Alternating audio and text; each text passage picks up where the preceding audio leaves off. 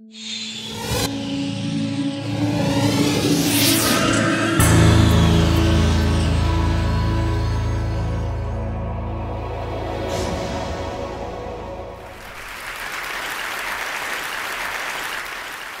story starts in Kenya in December of 2007 when there was a disputed presidential election.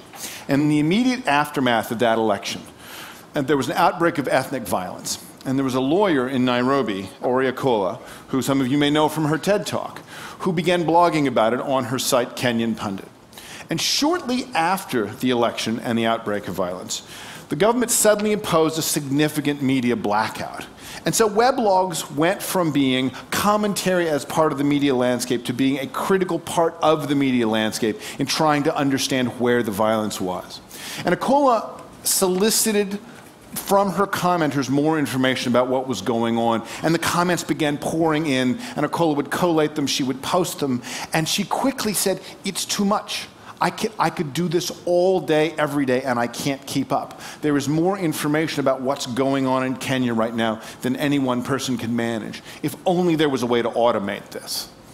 And two programmers who read her blog held their hands up and said, "We could do that." And in 72 hours, they launched Ushahidi. Ushahidi, the name means witness or testimony in Swahili, is a very simple way of taking reports from the field, whether it's from the web or critically via mobile phones and SMS, aggregating it and putting it on a map. That's all it is, but that's all that's needed, because what it does is it takes the tacit information available to the whole population. Everybody knows where the violence is, but no one person knows what everyone knows. And it takes that tacit information and it aggregates it and it maps it and it makes it public. And that maneuver, called crisis mapping, was kicked off in Kenya in January of 2008. And enough people looked at it and found it valuable enough that the programmers who created Ushahidi decided they were going to make it open source and turn it into a platform. It's since been deployed in Mexico to track electoral fraud. It's been deployed in Washington, D.C. to track snow cleanup. And it's been used most famously in Haiti in the aftermath of the earthquake. And when you look at the map, now posted on the Ushahidi front page, you can see that the number of deployments in Ushahidi has gone worldwide. Right? This went from a single idea and a single implementation in East Africa in the beginning of 2008 to a global deployment in less than 3 years. Now, what Akola did would not have been possible without digital technology. What Akola did would not have been possible without human generosity. And the interesting moment now, the number of environments where the social design challenge relies on both of those things being true. That is the resource that I'm talking about. I call it cognitive surplus, and it represents the ability of the world's population to volunteer and to contribute and collaborate on large, sometimes global projects. Cognitive surplus is made up of two things. The first, obviously, is the world's free time and talents.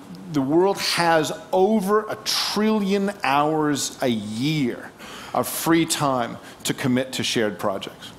Now, that free time existed in the 20th century, but we didn't get Ushahidi in the 20th century. That's the second half of cognitive surplus. The media landscape in the 20th century was very good at helping people consume, and we got, as a result, very good at consuming. But now that we've been given media tools, the internet, mobile phones, that let us do more than consume, what we're seeing is that people weren't couch potatoes because we liked to be. We were couch potatoes because that was the only opportunity given to us. We still like to consume, of course, but it turns out we also like to create and we like to share. And it's those two things together, right? Ancient human motivation and the modern tools to allow that motivation to be joined up in large-scale efforts that are the new design resource. And using cognitive surplus, we're starting to see truly incredible experiments in scientific, literary, artistic, political efforts, designing. We're also getting, of course, a lot of LOLcats.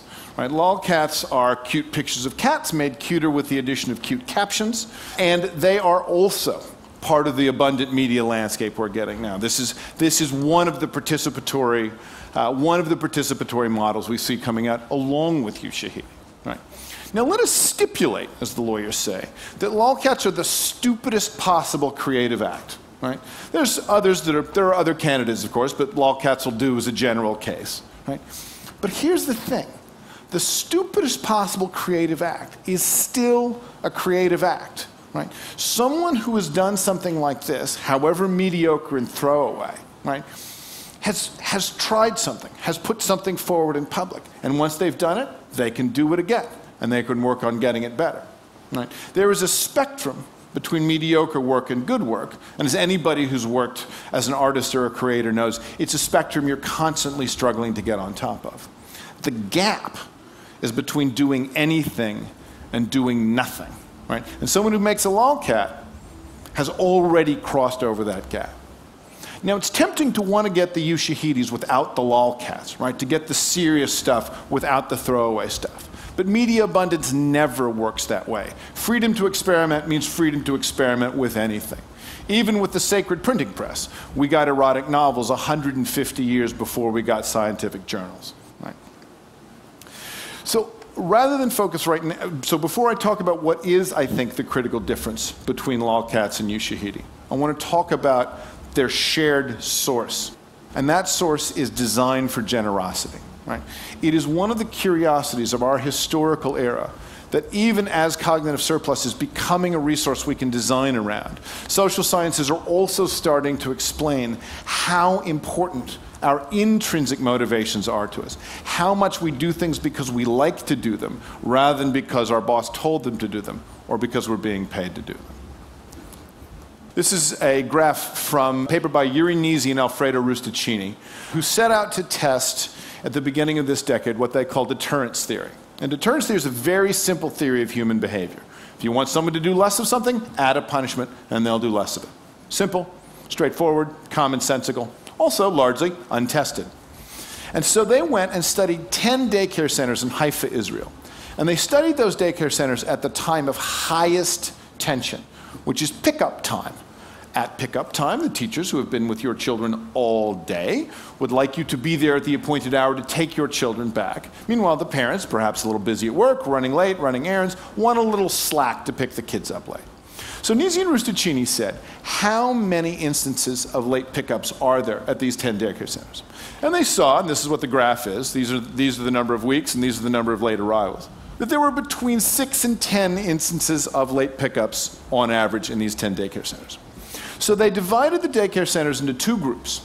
And the white group there is the control group. They changed nothing.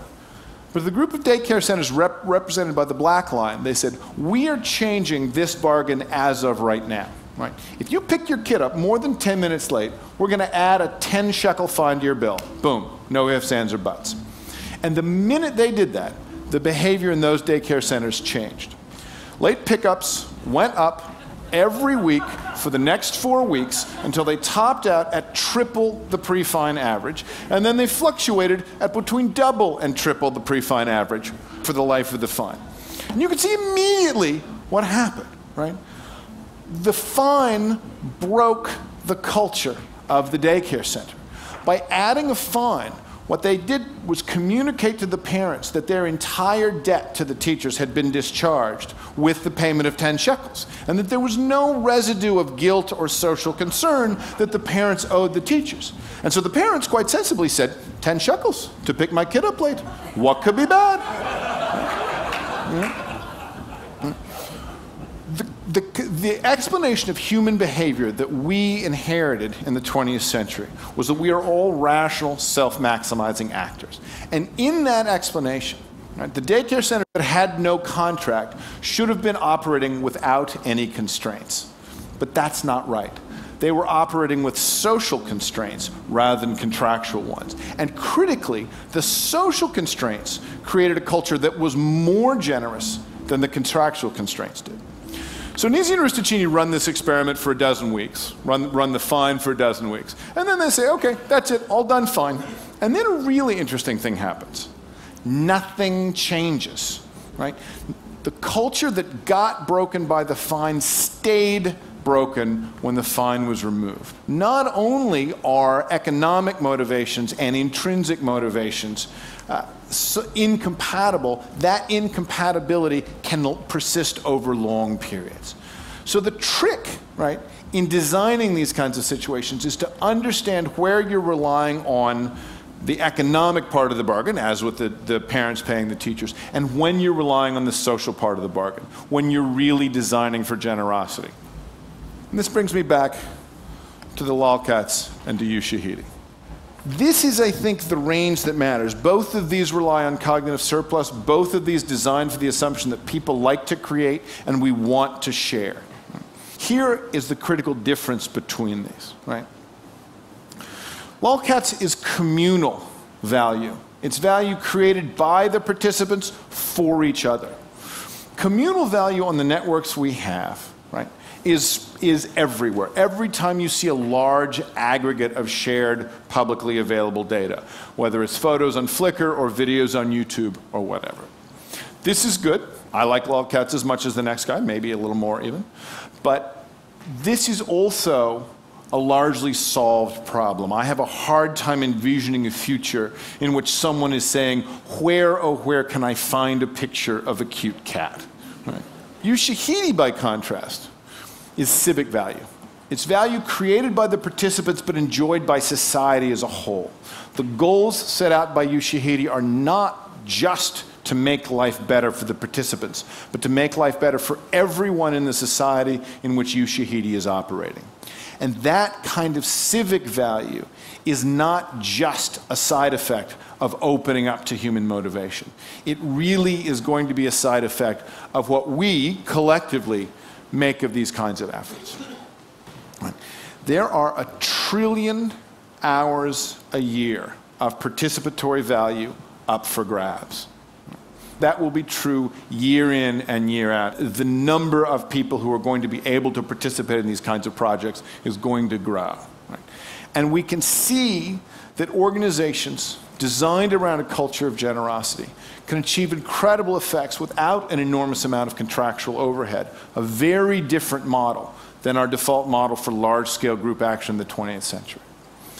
What's going to make the difference here, right, is what Dean Kamen said, the inventor and entrepreneur. Kamen said, free cultures get what they celebrate. Right? We've got a choice before us. Right? We've got this 1 trillion hours a year. We can use it to crack each other up, and we're going to do that.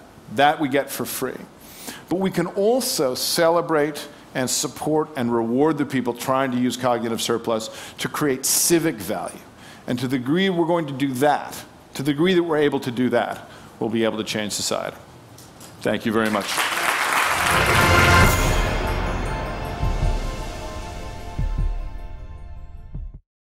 Investment in broadband high-speed internet can help small businesses create new American jobs. Small businesses are being formed, dreams are being launched. And at AT&T, we're investing billions to upgrade and build out our wired and wireless networks. Now is not the time to stall momentum or stifle innovation or investment. Jobs, dreams, and the future are at stake. AT&T, your world delivered.